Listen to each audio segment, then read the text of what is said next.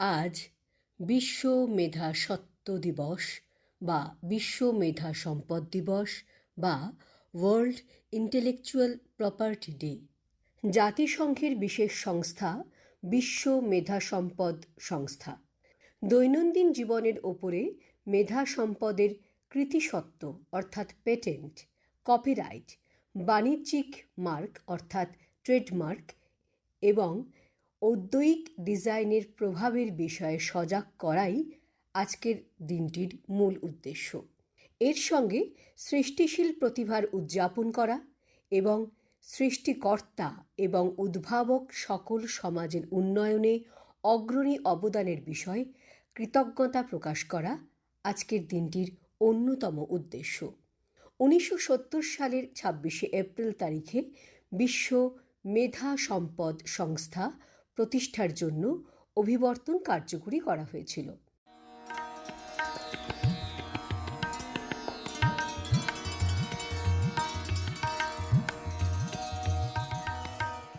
আজ দাদা সাহেব ফালকে পুরস্কারে ভূষিত বিখ্যাত চলচ্চিত্র পরিচালক নিতিন বসুর জন্মদিন। চলচ্চিত্রে তাঁর প্রথম কাজ ইনকারনেশন ছবিতে। 1924 সালে নির্বাক ছবি পুনর্জন্মের তিনি ক্যামেরাম্যান ছিলেন। স্বাধীনভাবে কাজ করার সুযোগ পান প্রফুল্ল রায় এবং প্রেমাঙ্কুর আতর্থীর সাথে ইন্টারন্যাশনাল ফিল্ম ক্রাফটের চাষার মেয়ে ও চোরকাঁটা এই ছায়াছবি দুটিতে। ক্যামেরার কাজ করার সাথে সাথে তিনি চিত্র পরিচালনাও শুরু করেন। তাঁর পরিচালিত প্রথম ছবি যুগান্তকারী চণ্ডীদাস ছবির হিন্দি চিত্ররূপ। নিউ থিয়েটার্সে তাঁর পরিচালিত প্রায় 20টি ছবির ভিতরে চণ্ডীদাস, জীবন মরণ, দেশের মাটি, দিদি, কাশীনাথ প্রভৃতি উল্লেখযোগ্য। ভারতীয় চলচ্চিত্রের অন্যতম পথিকৃৎ হিসেবে 1978 সালে ভারত সরকার তাঁকে দাদা সাহেব ফালকে পুরস্কার দিয়ে সম্মানিত করে। আজ নিতিন বসুর পুণ্য জন্মদিনে প্রত্যুষা জানায় বিনম্র শ্রদ্ধা।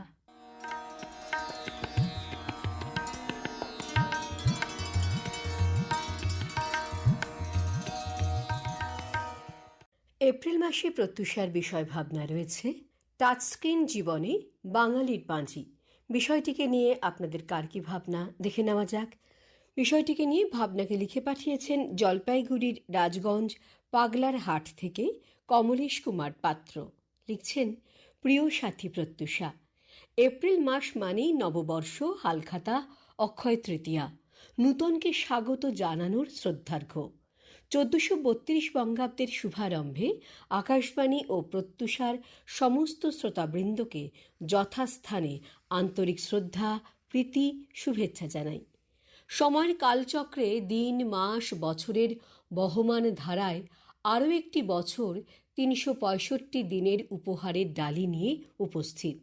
এই উপহারকে কে কেমনভাবে তাঁর জীবন পথকে সমৃদ্ধ করবে তা তারই মন, মানসিকতা ও চিন্তার ফসল রূপে বৎসরান্তে উপলব্ধ হবে। এপ্রিল মাসের বিষয় টাচস্ক্রিন জীবনে বাঙালির পাঁজি। বর্ষবরণে বিষয় ভাবনা বড়ই প্রাসঙ্গিক। কম্পিউটার, ল্যাপটপ, মোবাইল, ইন্টারনেটের জমানায় আজও বিভিন্ন দোকানে, স্টেশনে বা ট্রেনে, বাসে হকারদের হাতে হাতে পঞ্জিকার বিক্রি এর গ্রহণযোগ্যতা বুঝিয়ে দেয়।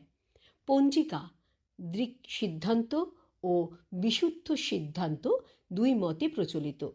মনুষ্য জীবনে আজও পথ চলতে নিয়ত ইচ্ছা অনিচ্ছা, শুভ অশুভ, ন্যায় অন্যায়ের বিবেক দংশন, সংস্কার কুসংস্কারের বেড়ি রূপে নানা দ্বিধা দ্বন্দ্বে সংশয়াদীর্ণ।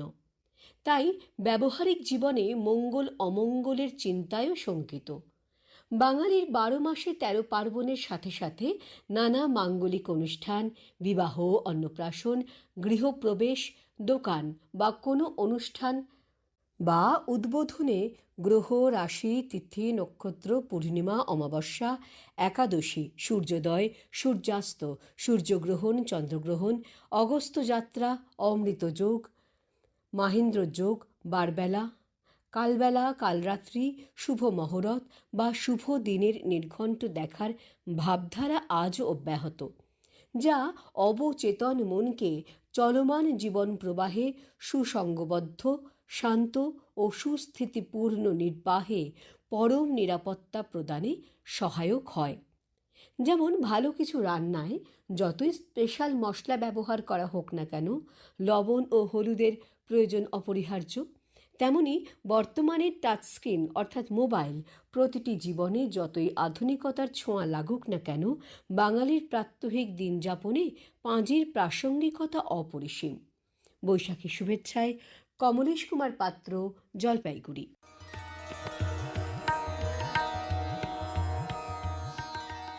ডাক্তার শান্তনু ঘোষ, আবাসন হেম মঞ্জিল, সূর্যসেন নগর, খড়দা থেকে লিখছেন, মনের মাধুরী প্রত্যুষা, তোমার এই মাসের অভিনব ও নান্দনিক বিষয় মনে করিয়ে দিল সেই সুপরিচিত বাংলা প্রবাদটি, ধর্মেও আছি জিরাফেও আছি। টাচস্ক্রিন এমন একটি প্রযুক্তি বর্তমানের ব্যস্ততম জীবনে অপরিহার্য।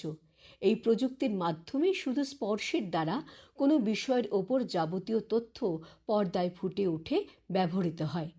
অতি সপ্রতিভ চলভাস পরিষেবা অর্থাৎ স্মার্ট মোবাইলে বা ইন্টারনেট পদ্ধতির ল্যাপটপ প্রযুক্তি কল্যাণে। তাই এই প্রযুক্তি ব্যবহার পৃথিবীর বিভিন্ন প্রান্তের মানুষের কাছে এই প্রযুক্তি অপরিহার্য রূপে স্বীকৃত হয়। বাঙালিও তার ব্যতিক্রম নয়। আবার বাঙালির জীবনে পাঁজির অনুপ্রবেশ নেহাত কম দিনের কথা নয়। বিবাহ, অন্নপ্রাশন, উপনয়ন প্রভৃতি শুভ কাজের দিনক্ষণ স্থির করতে, সারা বছরের উৎসব অনুষ্ঠান উদযাপনের সময় বিভিন্ন রাশির জাতক জাতিকাদের ভাগ্য নির্ণয়, জোয়ার ভাঁটার সময় অনুসন্ধান কিংবা ব্রত পালনে পূর্ণিমা অমাবস্যার যোগ আধুনিক বাঙালির জীবনে পাঁজি বিকল্প নেই আজও। আন্তরিক শুভেচ্ছা সহ ডাক্তার শান্তনু ঘোষ, খড়দা।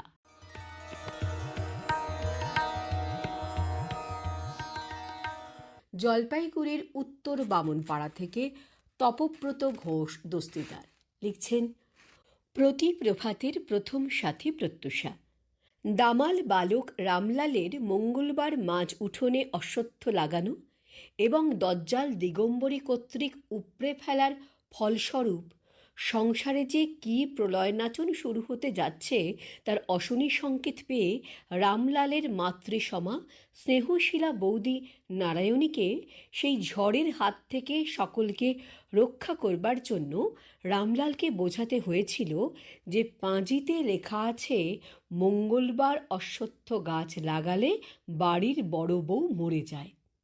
রামলাল কিছুটা অবিশ্বাসে কিছুটা ভয়ে তা মেনে নিল।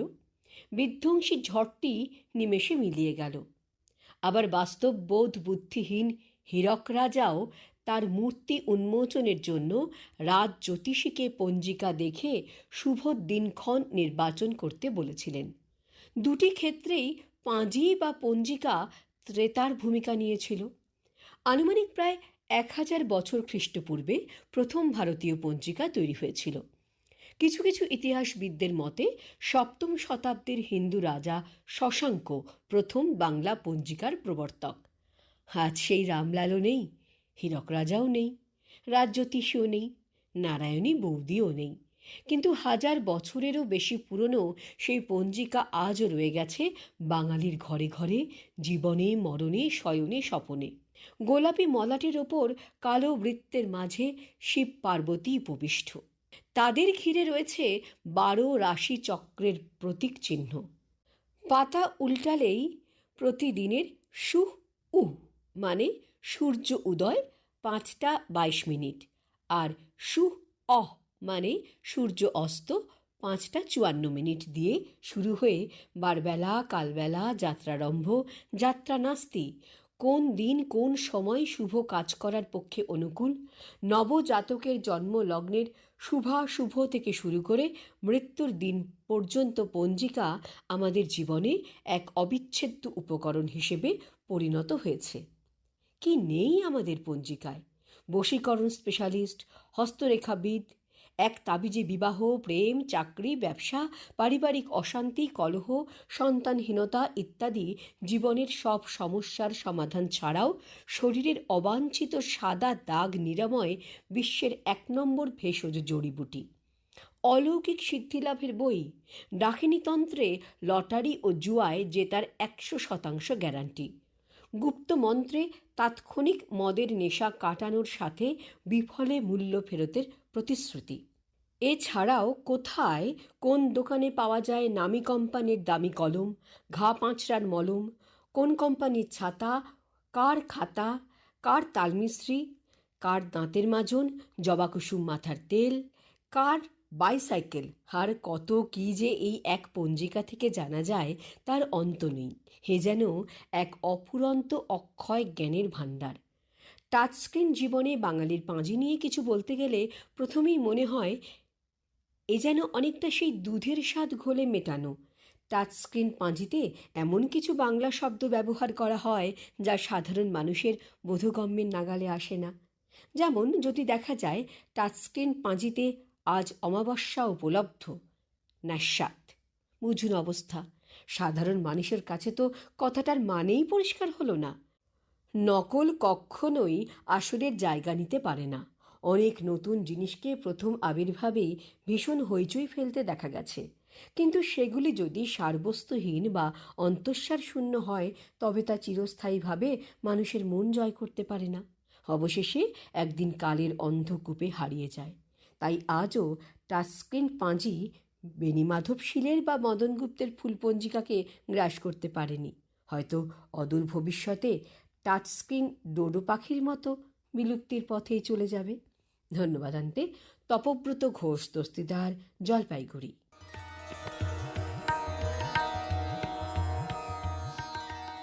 শেষ ভাবনা লিখে পাঠিয়েছেন সুজিত বণিক, নিউ ক্রান্তি শিশু তীর্থ বিদ্যানিকেতন, নিউ ক্রান্তি, ক্রান্তিহাট, জলপাইগুড়ি থেকে। লিখছেন প্রত্যুষেরই সঙ্গী প্রত্যুষা। টাচস্ক্রিন জীবনে বাঙালির পাঁজির গুরুত্ব বাঙালির মননে, চিন্তনে, অন্তরের অন্তঃস্থলে চির বিরাজমান। আশা করি একথা সকল বাঙালির অন্তরের অভিমত হবে। নেট দুনিয়ার বহু পূর্বেই আমাদের পূর্বপুরুষের কাছে পাঁজির গুরুত্বপূর্ণ ভূমিকা ছিল। এর গুরুত্ব অপরিসীম। যে কোনো শুভ কাজ, মাঙ্গলিক অনুষ্ঠান, গৃহস্থাপন, দেবগৃহস্থাপন, বৃক্ষরোপণ, ধান্যরোপণ, অন্নপ্রাশন, শুভ বিবাহ পাঁজি ব্যতি রেখে অসম্ভব। তাই তো ঠাকুরদা ঠাকুরমা, পিতা ও মাতা নবপ্রজন্মের সন্তানদের ধমক দেন, রাখ তোদের বোকা যন্ত্র, পঞ্জিকাটা আন। বাঙালির ঘরে ঘরে পঞ্জিকা নেই এমনটি হতেই পারে না। প্রথমে টাইপ, তারপর টাচ। আপনি চেয়েছেন আম, পেয়ে যেতে পারেন আমসত্ত্ব। আবার একাকী চলে আসতে পারে দৃষ্টিনন্দন বা দৃষ্টিকটু নানান চিত্র বা ঘটনা প্রবাহ। পরিবেশ দূষণের মতো টাচস্ক্রিন অনেক ক্ষেত্রে সামাজিক জীবনকে কলুষিত করছে বলে আমার ধারণা। বিজ্ঞানের এই আধুনিক যন্ত্র বিশেষ আমাদের উপকার করছে না বলবো না, কিন্তু ক্ষতিও কিন্তু কম করে যাচ্ছে না। বার, তিথি, নক্ষত্র, যোগ, ক্ষরণ এই পঞ্চাঙ্গ নিয়ে তৈরি হয়েছে পঞ্জিকা। বিশ্ব পরিস্থিতি, রাষ্ট্রীয় বর্ষফল, রাজনীতির উত্থান পতন, অমৃতযোগ, মাহেন্দ্রযোগ, কালবেলাদি, বিভিন্ন পূজা পদ্ধতি, ঈদ, মহরম, বুদ্ধ পূর্ণিমা, বড়দিন, মহাপুরুষদের আবির্ভাব, তিরোধান দিবস, নববর্ষ থেকে চৈত্র সংক্রান্তি, চড়ক পূজা, গাজনের মেলা, ভিন্ন ভিন্ন অনুষ্ঠানের সম্ভার ও রাশিফল কি নেই এই পাঁজিতে? এর বিকল্প হতে পারে টাচস্ক্রিন। তাই কি কখনো হয়? তাই আহ্লাদিত মনে বলি, হে পাঁজি, বাংলার পসারে পসারে এখনো সাজি, প্রতি গৃহে রয়েছ পুঁজিত হয়ে, অন্তরে রয়েছ ভাসি।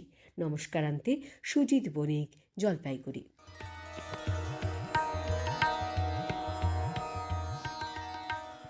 আজ প্রত্যুষা শেষ করবার আগে আরও একবার আমাদের মে মাসের বিষয় জানিয়ে যাওয়া। মে মাসে প্রত্যুষার বিষয় ভাবনায় রয়েছে রবীন্দ্র নজরুল, এ জন্মের তীর্থ দর্শন। আপনার ভাবনাকে লিখে পাঠান প্রত্যুষার দপ্তরে। প্রত্যুষাকে আজ এখানেই বিদায় দিন। প্রত্যুষা আবার আগামী প্রত্যুষে। নমস্কার।